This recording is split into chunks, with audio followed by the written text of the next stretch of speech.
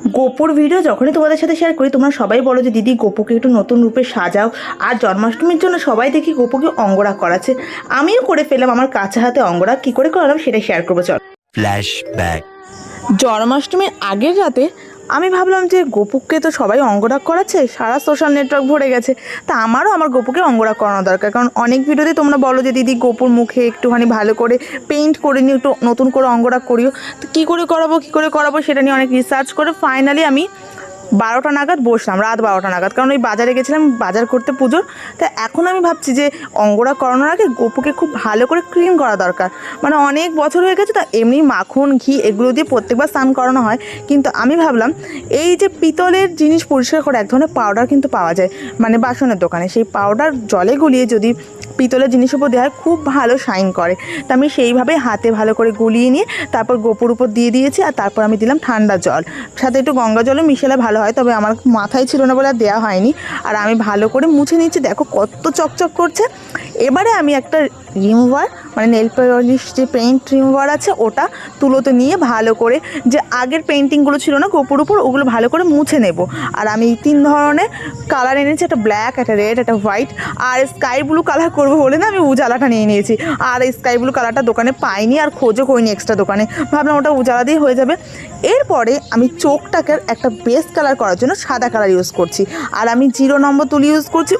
তোমরা হয়তো আমার অঙ্গরাগ দেখে সবাই এখনই ট্রল করতে চলে আসবে যে কি বাজে করছো, কি কাঁচা হাতের কাজ। সত্যি কথা বলতে আমি একদমই ভালো তুলি চালাতে পারি না। এবার আমি অনেকটা দোকান খোঁজাখুঁজি করেছি কোনো দোকানে অঙ্গরাগ করায় কিনা, বা যারা হাতের কাজ বা ক্রাফটের কাজ করে তারা কেউ অঙ্গরাগ করে দেবে কিনা। তবে আমাকে অনেকেই বললো যে এখন তো সময় চলে এসছে, কালকে যেহেতু পুজো, এখন তোকে কেউ ডেলিভারি করবে না, তাই যেমন পারিস নিজে একটু করে নে।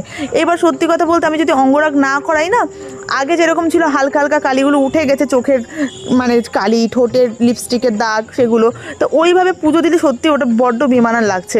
আর তোমরাও অনেকেই বলেছো যে দিদি এইভাবে পুজো দিলে নতুন জামা যতই সাজাও সাজগুলো ফুটছে না। তা আমি বুকে অনেক সাহস নিয়ে আবার ভয় নিয়েও বসলাম আঁকতে। ভাই বলছে যে দি ভাই সাবধানে করো, বেশি আঁকিবুকি করতে যেও না, যদি খারাপ হয়ে যায় তাহলে কিন্তু খুব বাজে লাগবে দেখতে। আমি নিজেও সেটা ভাবছি যে না পারবো তুলতে, না পারবো এইভাবে কালকে পুজো দিতে। যেই আসবে পুজো বাড়িতে সেই আগে হয়তো জিজ্ঞাসা করবে যে এটা কী করে হলো, বা গোপুকে এরকম ভূতের মতো কেন লাগছে। তা আমি একজনের ভিডিও দেখলাম, সে খুব সহজভাবে অঙ্গরাগ দেখিয়েছে, তার ভিডিওটা সেভ করে পাশে মায়ের ফোন থেকে ভিডিওটা চালিয়ে একটু একটু করে দেখছি আর একটু একটু করে কাজ করছি। প্রথমেই তোমাদের দেখালাম যে বেস কালার করে নিয়েছি সাদা রং দিয়ে, তারপর কানের রং করলাম লাল আর সাদা রং মিশিয়ে গোলাপি করে, আর হাতে আলতার জন্য রেড কালার ইউজ করেছি, পায়েও রেড কালার দিয়ে আলতা করে নিয়েছি। আর এরপর আমি চোখের বর্ডারের জন্য ব্ল্যাক কালারটা ইউজ করছি, ব্ল্যাক কালার ইউজ করতে আমার ভীষণ ভয় লাগছিলো। আর হাতে যে লাড্ডু রয়েছে না গোপুর, সেই লাড্ডু রং হলুদ করবো, কিন্তু আমি তো হলুদ রং আনিনি। আমি রান্নাঘরে যে নিরামিষ হলুদ ছিল ওই হলুদ গুঁড়ো সাদা ফেব্রিকের সাথে মিশিয়ে হলুদ রং করে নিয়েছি, ভালো করেছি না। আর ওই ছোট্ট ছোট্ট কাজগুলো করতে খুব ভয় লাগছিলো, যেমন চোখের মণি, তারপর চুলের যে কলি, কানের মধ্যে যে রেড কালার, ঠোঁটের রং, এইগুলো আমি এত ভয় পাচ্ছিলাম না। আর ওই ভিডিওটাতে দেখলাম উনি মনির মধ্যে একটা স্কাই ব্লু কালারের শেড দিয়েছে, সেটা আমি কিছুতেই নিতে পারছিলাম না, তো হালকা হালকা করে করার চেষ্টা করেছি। আর হোয়াইট কালার দিয়ে হাতে আলপনা দিলাম আর একটু নখ বানালাম। তবে আমি অত ভালো অ্যাকুরেট করতে পারিনি, যার ভিডিও দেখেছিলাম সে খুব সুন্দর করে আলপনা দিতে পারে, তার হাতের কাজ দেখেই বোঝা যায়। তবে আমি তো ভীষণ কাঁচা হাতে করেছি, তাই আমি যতটুকু পেরেছি ততটুকুই করার চেষ্টা করেছি, মানে মোটামুটি কাজ চললেই হলো। তারপর পুজো চলে গেলে আমি খুঁজে বার করবো যে কোন দোকানে অঙ্গরাগের কাজ হয়, আমি সেই দোকানে আবার দিয়ে আসবো। আপাতত কালকে যাতে নতুন জামা পরলে গোপুকে খুব বেশি বাজে না লাগে, তার জন্য আমি এইটুকু চেষ্টা করলাম। তোমরা সবাই জানি খারাপ হয়েছে, কারণ আমি সত্যি বলছি, তোমরা হয়তো আমার তুলি চালানো দেখে বুঝতে পারছো যে আমি কত কাঁচা হাতে করছি। আর জানো তো, যেহেতু আমার বসার সময় নেই, অলরেডি 12:30 বাজে, তারপর 1টা 1:30 এরকম তো রাত বাড়তেই থাকবে, আবার আগামীকাল সকালবেলা তাড়াতাড়ি উঠতেও হবে, তাই না আমি এক একটা রং দিয়ে শুকানো টাইম পাচ্ছি না। একটুও যে আমি গোপুকে আসনে রেখে অন্য পার্টগুলো করবো সেটা করতে পারছি না, কারণ ওই পায়ের নিচে আলতা পরানো আছে, আসনে রাখলেই তো পায়ের আলতাটা ঘেটে যাবে। ওই বা হাত দিয়ে যেভাবে ধরে রেখেছি না ওইভাবেই ধরে রাখতে রাখতে আমার হাতটা পুরো অবশ হয়ে গেছে, আমার এত ব্যথা করছে, তাও আমি রাখতে পারছি না। আর আমার পা চলে এসছে ভিডিওতে, তোমরা একটুখানি ইগনোর করেছো, কিছু কিছু জায়গায় আউট অফ ফোকাস হয়ে গেছে, কারণ বলো তো পুরো ভিডিওটা একা করছি তো, এই যে গোপুকে সাজাচ্ছি, আবার ট্রাইপডে ক্যামেরা সেট করছি, এবার মাঝে মাঝে ফোকাস দিয়ে নিতে পারিনি ক্যামেরা, ওটা আমার খেয়াল ছিল না। তাও আমি যতটুকু পেরেছি তোমাদের সাথে শেয়ার করার চেষ্টা করলাম। এবার আমি চলে আসলাম গলার কাজ করতে। গলা আর হাতের কাজ করতে না অতটা কষ্ট হয়নি, অনেকটা স্পেস ছিল। প্রবলেম হচ্ছিল চোখের কাজটা করতে আর কানের কাজটা করতে।